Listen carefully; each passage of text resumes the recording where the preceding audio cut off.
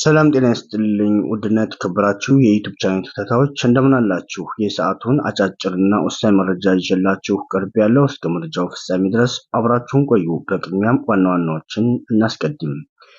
የኢትዮጵያ ልዑክ ስለ ህዳሴ ግድብና ቀይ ባህር ከአሜሪካ ባለስልጣናት ጋር መነጋገሩም ተገለጸ።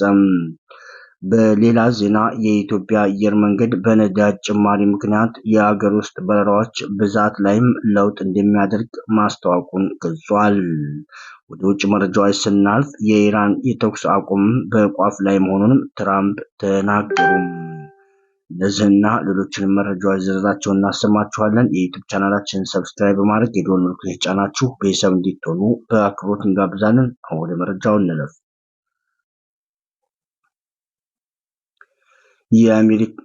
ወደ ዋሽንግተን የተጓዘው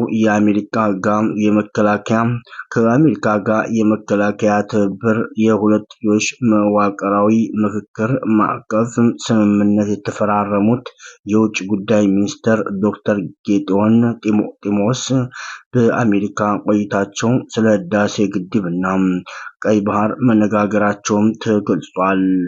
የአሜሪካ የውጭ ጉዳይ ሚኒስትር ማርኮ ሩቢዮ ትናንትና ሰኞ ከዶክተር ጌዲዮን ጋር በነበራቸው ውይይት በመላው አፍሪካ ቀንድ የሚታዩ ግጭቶችን ስለመፍታትና ስለማማከር ተነጋግረዋል። የአሜሪካ የውጭ ጉዳይ መስሪያ ቤት የአረብና አፍሪካ ጉዳዮች ከፍተኛ አማካሪ በኤክስ ገጻቸው ባሰፈሩት ጽሑፍም በውጭ ጉዳይ ሚኒስትሩ ዶክተር ጌዲዮን ከተመራው የኢትዮጵያ ልዑክ ጋር ስለ ቀይ ባህር የማይታይም ደህንነትን ውይይትም ማድረጉን አስታውቀዋል። የብሔራዊ መረጃና ደህንነት አገልግሎት ዋና ዳይሬክተር አምባሳደር ሬድዋን ሁሴን ያካተተው የኢትዮጵያ ልዑክ ጋር ይህ ውጤታማና ሰፊ ርዕሰ ጉዳዮች ላይም ያተኮረ ንግግር የተደረገው አሜሪካና ኢትዮጵያ የምክክር ማዕቀፍ ስምምነት በፈጸሙበት ወቅት መሆኑን ገልጿል። የተፈራረሙት የሁለትዮሽ መዋቅራዊ ምክክር ማዕቀፍ ስምምነት የአሜሪካና የኢትዮጵያን ግንኙነት ለማጠናከር ያለመ እንደሆነ የውጭ ጉዳይ ሚኒስቴር ትናንት ሰኞ ግንቦት 3 2018 ባወጣው መግለጫ አስታውቋል። የውጭ ጉዳይ ሚኒስትሩ ዶክተር ጌዲዮን የኢትዮጵያን ልዑካን በአሜሪካ የውጭ ጉዳይ መስሪያ ቤት የፖለቲካ ጉዳዮች ምክር ቤት ሚኒስትር አሊሐሰን ጋር በዋሽንግተን ወክለው ፊርማቸውን አስቀምጠዋል ሲል ገልጿል። ሁለቱ ሀገራት በዚህ ስምምነት ሁለትዮሽ ቀጠናዊና ዓለማዊ ጉዳዮች ላይ በጋራ ለመፍታት መስማማታቸውን የውጭ ጉዳይ ሚኒስቴር ገልጿል። ሚኒስቴር መስሪያ ቤቱም መግለጫው እንደሚጠቁመው ስምምነቱ በሁለት ሀገራት መንግስታዊ መዋቅሮች መካከል ምክክር እንዲካሄድ የሚያስችል ነው ሲል አስታውቋል።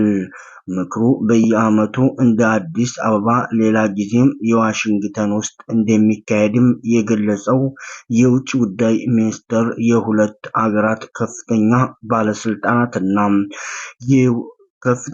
ባለስልጣናት ስብሰባውን በጋራ እንደሚመሩትም አስረድተዋል። በሌላ ዜና የኢትዮጵያ አየር መንገድ በነዳጅ ጭማሪ ምክንያት የአገር ውስጥ በረራዎች ብዛትን ላይ ለውጥ እንደሚያደርግ መግለጹን አስታወቀም። የኢትዮጵያ አየር መንገድ በኢራን ጦርነት ምክንያት በተፈጠረው የነዳጅ አቅርቦት መስተጓጎል ወይም የአውሮፕላን ነዳጅ ዋጋ ጭማሪ ምክንያት የአገር ውስጥ በረራዎችን ብዛት ላይም ለውጥ የማድረግ እቅድ እንዳለው አስታውቋል። የአየር መንገዱ ጦርነቱ ያስከተላቸው ተጽዕኖዎችን ጊዜያዊ በመሆናቸው እስካሁን ድረስ ጉዳት መቀነሻ እቅድ እየተደረገ እንደሆነም ገልጾ የኢትዮጵያ አየር መንገድ የንግድ ዘርፍ ዋና ኃላፊ ለማ ያደቻ ለቢቢሲ እንደተናገሩት የመካከለኛው ምስራቅ ጦርነት የተነሳው የነዳጅ ዋጋ ጭማሪ ቢኖርም በበረራዎች በተለመደው ሁኔታ እየተካሄዱ ነው ሲልም ገልጿል። ወደ ሶስተኛ ወር እየተጓዘ ያለው የኢራን ጦርነት የነዳጅ ዋጋ በከፍተኛ መጠን እንዲጨምር አድርጓል ሲልም ገልጿል። ጦርነቱ ከተነሳ ወዲህ በከፍተኛ መጠን እየጨመረ አድርጓል ሲልም ገልጿል። ጦርነቱም ከተነሳ ወዲህ ኢትዮጵያ ውስጥ 3 ጊዜ የነዳጅ ዋጋ ጭማሪ ተደርጎ ተግባራዊ ሆኗል ሲልም አስታውቋል። ከአንድ ሳምንት በፊት ሰኞ ሚያዝያ 26 2018 ይፋ የተደረገው አዲስ የዋጋ ተመን የአውሮፕላን ነዳጅ ዋጋ ከእጥፍ በላይ እንዲጨምር አድርጓል ሲልም ገልጿል። በዚህ መሰረትም የ1 ሊትር የአውሮፕላን ነዳጅ ዋጋ የ169 ብር ጭማሪ ተደርጎ በ319 ከ60 ሳንቲም ገብቷል ሲልም ገልጿል። የኢራን ጦርነት ከተነሳ ወዲህ በኢትዮጵያ የአውሮፕላን ነዳጅ ዋጋ በአጠቃላይ የ183 ብር ገደማ ጭማሪ አሳይቷል ሲልም አስታውቋል።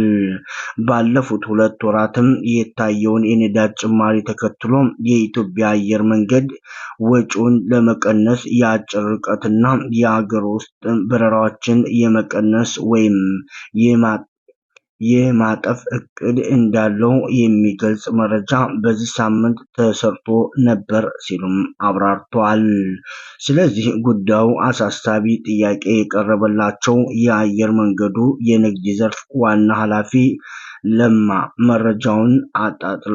መረጃውን አጣጥለዋል ሲልም አብራርተዋል። መረጃውን ያገኘነው ከኢትዮጵያ አየር መንገድ። ወደ ሌላና ወደ ውጭ ዜናዎች ስናልፍ ኢራን የተኩስ አቁም በቋፍ ላይ መሆኑን ትራምፕ አስታወቀም።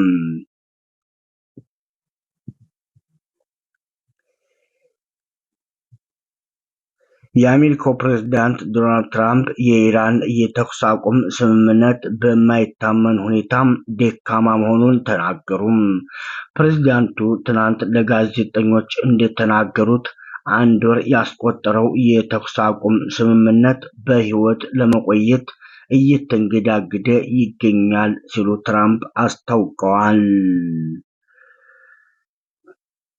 በሌላ ዜና የቱርክ የውጭ ጉዳይ ሚኒስትር ሃካን ፊዳን ማክሰኞ ዕለት ለቀጠናዊ መረጋጋት ሆነም ዓለም አቀፍ ምጣኔ ሀብት ሲሉ ሆርሙዝን እንደ ጦር መሳሪያ መጠቀም አይገባም ሲሉ አስጠነቀቁ።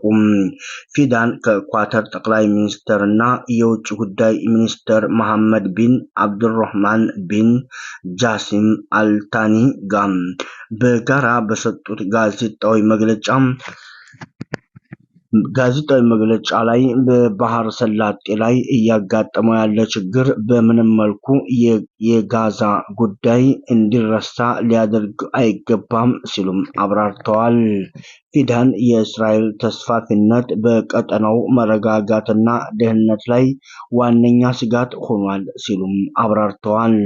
በኢራን ላይ የተካሄደው ጦርነትም ዓለም የኢነርጂና የሸቀጣሸቀጦች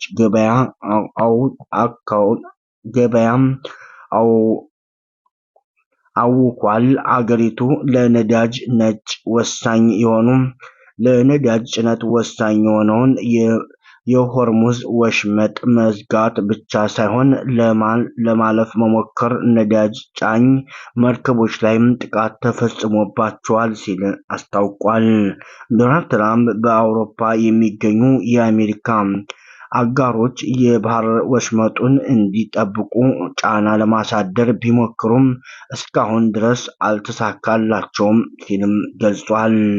አሜሪካ የሆርሙዝ ወሽመጥ እንደገና ለመክፈትም የምታደርገውን ጥረት ካልደገፉ የኔቶ የወደፊት እጣ ፈንታ በጣም መጥፎ እንደሚሆን አስጠንቅቀው ነበር። በባህር ሰላጤው የተፈጠረው የመርከብ ጉዞ መስተጓጎል የድፍድፍ ነዳጅ ዋጋ ከፍ እንዲልም አድርጓል ሲልም አስታውቋል። ጦርነቱ ከተጀመረ በፊት አንድ በርሜል ድፍድፍ ነዳጅ ከነበረው ከ70 የአሜሪካ ዶላር አሁን ከ100 የአሜሪካ ዶላር በላይ እንዲደርስ አድርጓል ሲልም ገልጿል። ክቡራኖቻችን ለሰዓቱ ያዝንላችሁ መረጃ እስካሁን ነበር። በሌላ መረጃ እስከምንገናኝ ድረስ መልካም ሁሉ ተመኘን ባይ